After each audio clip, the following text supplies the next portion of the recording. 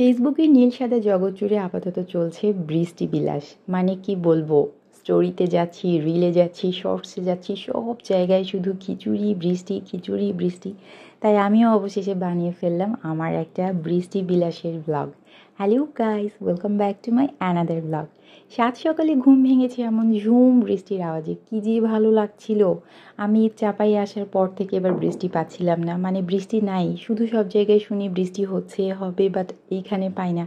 অবশেষে যখন পেয়ে গিয়েছি বৃষ্টি, তখন সকাল থেকেই উদযাপন শুরু। আমার কাছে দুধ চা মানে উদযাপনের একটা মেইন ব্যাপার। অনেক পছন্দের একটা খাবার এটা আমার কাছে, কিন্তু বিগত কয়েকটা মাস ধরে আমি দুধ চা থেকে অনেক দূরে। অনেক দিন পরে এই দুধ চাটা আমি খেয়েছি, কিন্তু চিনি দিয়ে খাইনি, খেয়েছিলাম হলো জিরো ক্যাল দিয়ে। আমি আবার ব্ল্যাক টি, ব্ল্যাক কফি খাইতে পারলেও দুধ চা যখন খাবো তখন কোনো মতেই মিষ্টি ছাড়া খাইতে পারি না। আর এই টোস্টটা কী যে মজা! প্রাণের এই টোস্টটা আপনারা অবশ্যই দুধ চা দিয়ে খেয়ে দেখবেন, আমার মনে হয় অনেক বেশি ভালো লাগবে আপনাদেরও। এত এত বৃষ্টি, মানে দুপুর পর্যন্তও দেখছি যে বৃষ্টি, কি রান্না করব সেই চিন্তায় মাথায় ভাবলাম যে যেহেতু বৃষ্টি হচ্ছে খিচুড়ি করে ফেলি। আমার খুব একটা খিচুড়ি পছন্দ না, টুকটাক খাই। আর পছন্দ না হওয়ার আর একটা কারণ, আমি খিচুড়ি রান্না করে নিজেই কেন জানি নিজের মনকে একটা স্যাটিসফ্যাকশন দিতে পারি না। আমার কেন জানি মনে হয় আমার হাতের খিচুড়ি খুব একটা টেস্টি হয় না। কিন্তু আমার হাজব্যান্ডের অনেক বেশি পছন্দ, আর আজ এত বৃষ্টি তাই ভাবলাম যে একটু খিচুড়ি রান্না করাই যাক। আর খিচুড়ির সাথে খাওয়ার জন্য এরকম সাইড ডিশ হিসেবে ভাজাভুজি করব বলে বেগুন আর পটল কেটে নিচ্ছিলাম। এগুলো গতকাল সন্ধ্যায় বাজার থেকে এনেছি, এত টসটসে, এত ফ্রেশ। মনে হলো এরকম বৃষ্টিমুখর দিনে ধোঁয়া ওঠা খিচুড়ির সাথে এরকম ভাজাভুজি একেবারেই জমে যাবে। তো সমস্তটা কেটে আমি ম্যারিনেট করে রেখেছি। আর এটা হলো আমার নিউ কিচেন উইন্ডো ভিউ। এই কিচেনটা আমার আগের কিচেনের থেকে অনেকটাই বড়, যদিও আমি প্রতিটা মুহূর্তে আমার আগের বাসা, আগের কিচেনটাকে মিস করি।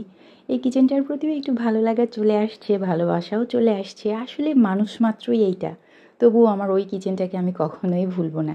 তো সমস্তটা মেরিনেট করে নিয়ে তেলে ছাড়ছিলাম। আর ওই যে ওইদিকে বড় একটা কড়াইয়ে রান্না, আমার খিচুড়ি প্রায় কমপ্লিট। অ্যাকচুয়ালি আমি এরকম খোলামেলা কড়াইয়ে রান্না করতেই বেশি পছন্দ করি, পাতিলে আমি রান্না করতেই পারি না।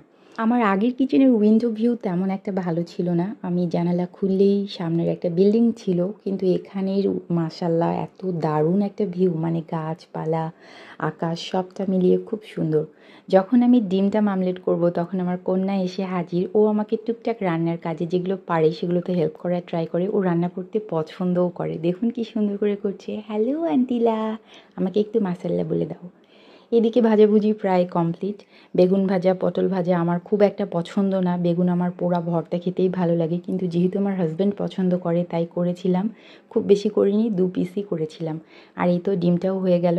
আমার কাছে মনে হয় খিচুড়ির সাথে যখন কোনো ভাজাভুজি আইটেম থাকবে, খিচুড়িটা হালকা ঠান্ডা হোক সমস্যা নাই, বাট এই ভাজাভুজি আইটেমগুলো অনেক বেশি গরম হওয়া দরকার।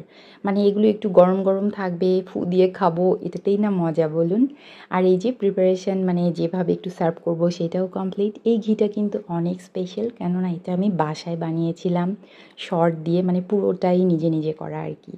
কমপ্লিট আমাদের বর্ষা বিলাসের খিচুড়ি। এখন আমাকে আর একা একা লাঞ্চ করতে হয় না, আমার হাজব্যান্ডের নতুন অফিসের পাশেই আমাদের নতুন বাসাটা, যার জন্য ও লাঞ্চ আওয়ারে চলে আসে। দুজন মিলে খুব শান্তি করে গল্প করতে করতে আমরা লাঞ্চ করতে পারি।